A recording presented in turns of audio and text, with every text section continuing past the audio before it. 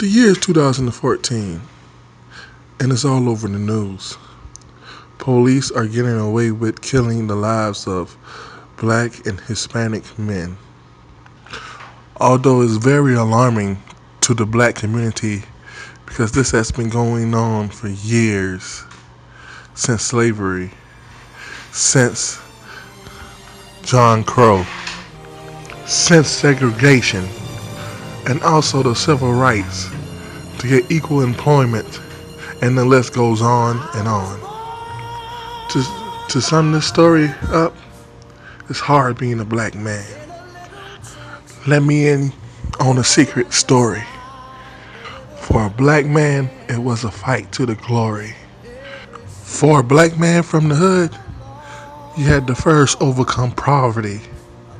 Then from poverty, obstacles. And then from obstacles, adversity. And the list goes on and on. From me to you and you to me, the story I present to you is simply something to just think about.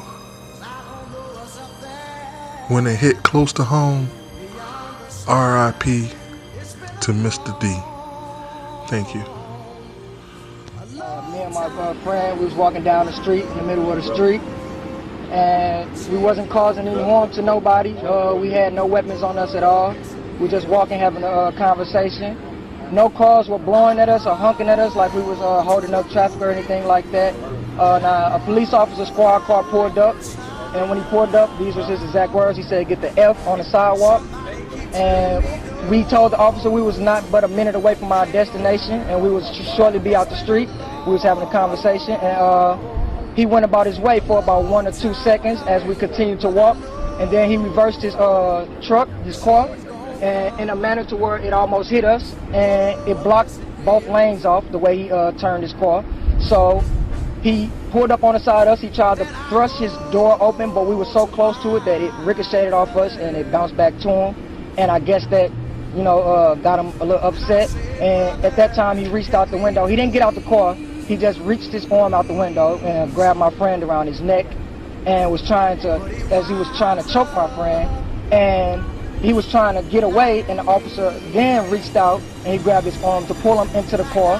So now it's like the officer's pulling him inside the car and he's trying to pull away. And at no time the officer said that he was going to do anything until he pulled out his weapon. His weapon was drawn, and he said, "I'll shoot you," or "I'm going to shoot." And in the same moment, the first shot went off. And we looked at him. He was shot, and there was blood coming from him. And we took off running. And as we took off running, I ducked and hid for my life because I was feared for my life. And I hid by the first car that I saw. My friend, he kept running, and he told me to keep running because he feared for me too. So as he was running, the officer was trying to get out of the car, and once he got out the car, he pursued my friend, but his weapon was drawn. Now, he didn't see any weapon drawn at him or anything like that, us going for no weapon. His weapon was already drawn when he got out the car. He shot again, and once my friend felt that shot, he turned around and he put his hands in the earth, and he started to get down, but the officer still approached with his weapon drawn, and he fired several more shots. And my friend died. He didn't say anything to him. He just stood over and he was shooting. By then, I was so afraid for my life, I got up and I ran. I ran as fast as I could back home to my daughter and my woman because I didn't know what was going on. We wasn't committing any crime, bringing no harm to nobody, but my friend was murdered in cold blood. So 3 times he was shot, as far as you can tell. More than 3 times. It was over several shots fired. And I don't know how many times he was hit, but it was over several shots fired. So. How many people were out here? It was community. It was community people out at the time, like I said.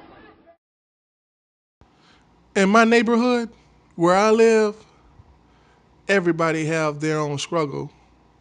You may name my neighborhood the slums, ratchetness, the ghetto, but you can call it hood for short. That's my hood. Yes. You may come across a liquor store or a crack house or even a couple of bums begging for change at the corner store. It may seem a little crazy to you, but for those who live there are beautiful days. Welcome to my neighborhood.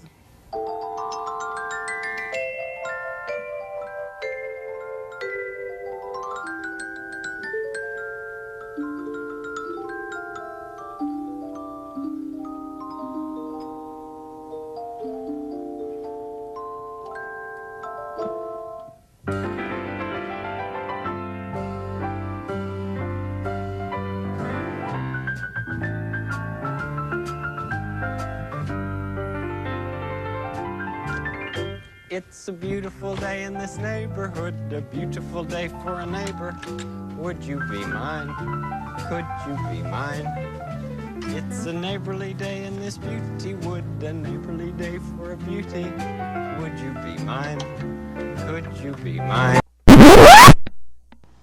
Hey man, bruh, you need to come on home. It's hot out there in these streets. Cops are everywhere, harassing people, stopping people, pulling people over. I don't know if they're trying to make their quota or try to get another victim. Man, come home, man. I'm scared, man. Come home. The police are out there. Come home. All right, man.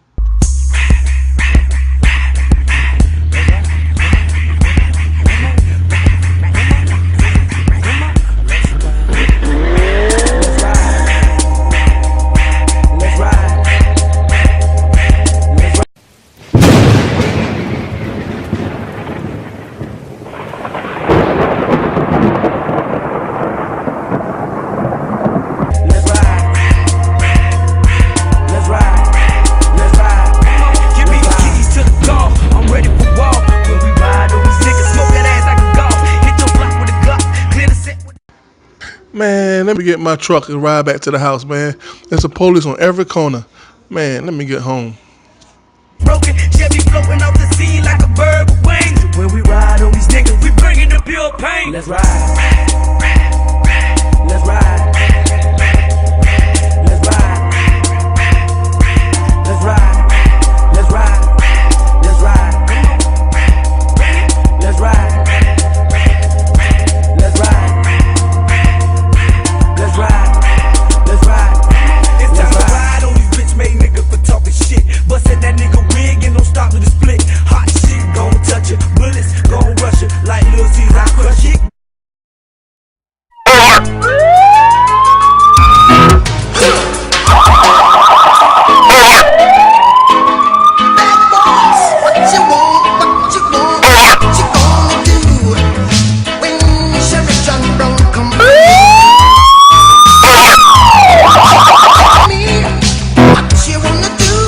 You gonna do? Yeah.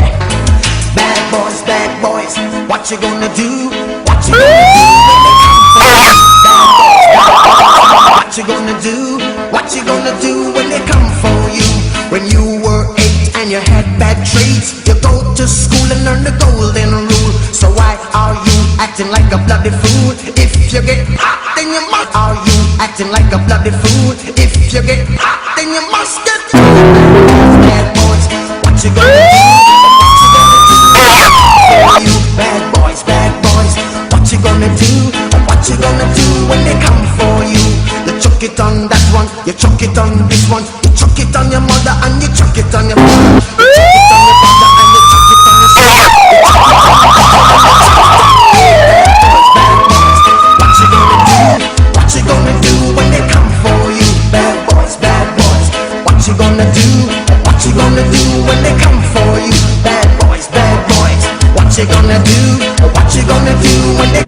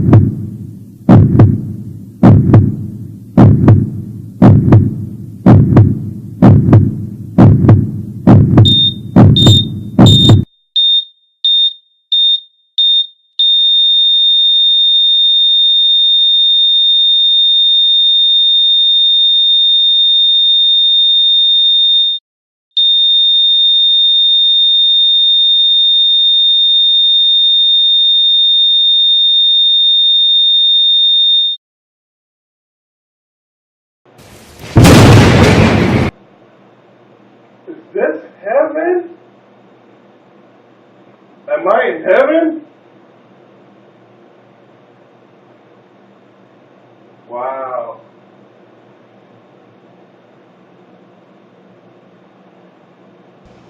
No, my son. You are between heaven and earth. I need for you to fulfill what I have planned. My son, here's the power to go back and destroy mankind that destroys mankind. Yes. Make everything right. Okay, God. Go, my I son. will do what you want me to do. Whatever you ask me to do. Yes, I will.